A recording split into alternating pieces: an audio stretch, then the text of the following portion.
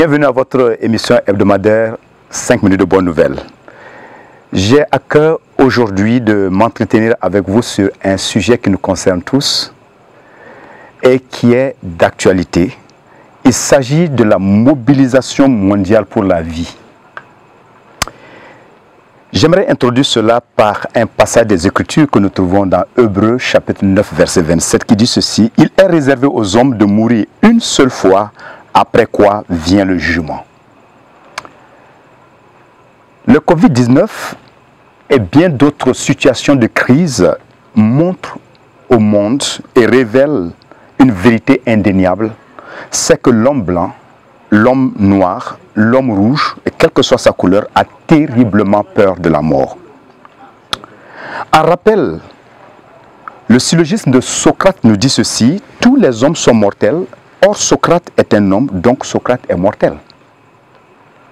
Nous sommes tous des candidats à la mort un jour ou l'autre.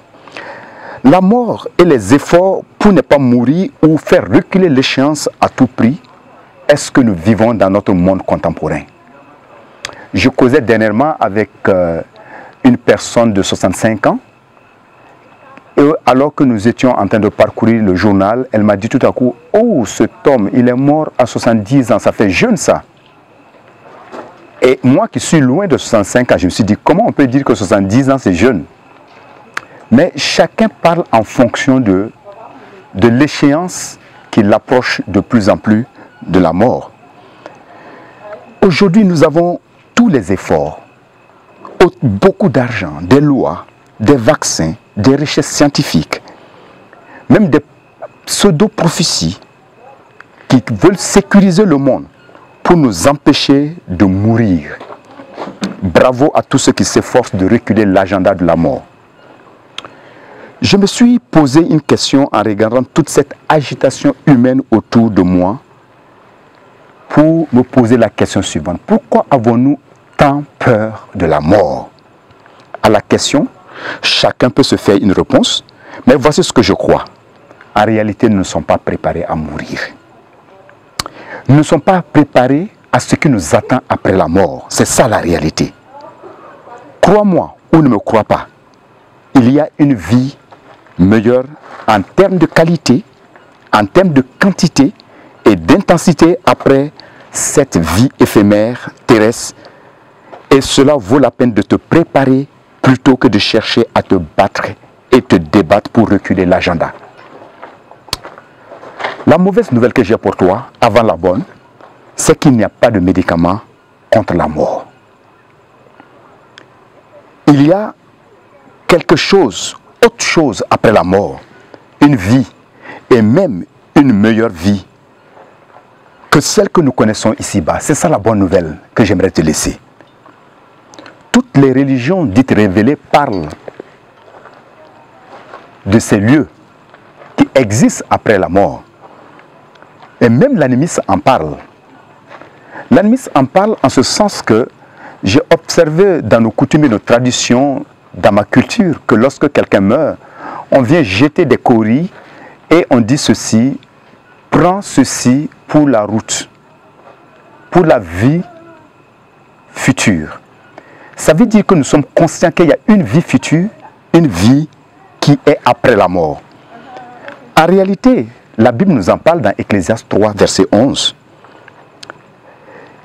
Dieu a fait toutes choses belles en son temps, et même il a mis dans le cœur de l'homme la pensée de l'éternité, bien que l'homme ne puisse pas saisir l'œuvre que Dieu fait du commencement à la fin. J'aimerais en ce jour dire que la pensée de l'éternité est mise dans le cœur de tout être humain. Que tu sois croyant, athée, quelle que soit ta religion, cette pensée de l'éternité, Dieu l'a mis dans le cœur de tout homme. Et ce n'est pas rien. Alors cette pensée de l'éternité, j'aimerais te dire ceci. S'il y a une vie et une éternité, nous pouvons nous préparer à cette vie avec Dieu par le moyen de celui qu'il déclare clairement qu'il est le chemin et la vie. Jésus a dit: je suis la résurrection et la vie. Celui qui croit en moi vivra quand bien même il sera mort. C'est pourquoi j'aimerais t'inviter à mettre ta confiance en Jésus, à mettre ta foi en Jésus, Par ce chant que tu vas écouter tout à l'heure, je mets ma confiance en toi. Tu es mon espérance. Tu es ma délivrance. Que Dieu te donne, pendant que tu es encore sur cette vie, à bien savoir compter tes jours et à te préparer pour l'éternité. L'éternité, soit on le passe avec Dieu ou on le passe sans Dieu. Je ne te conseille pas de le passer sans Dieu. Que Dieu te bénisse, cher auditeur. Amen. Je mets ma confiance en toi. Je ne serai pas déçu.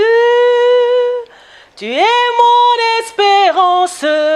Tu es ma délivrance. Je mets ma confiance en toi. Je mets ma vie entre tes mains. Je sais que tu en prendras soin. Tu es mon rocher, tu es mon bouclier. Je n'ai pas à m'inquiéter. Je mets ma confiance en toi. Je ne serai pas déçu. Tu es mon espérance, tu es ma délivrance. Je mets ma confiance en toi.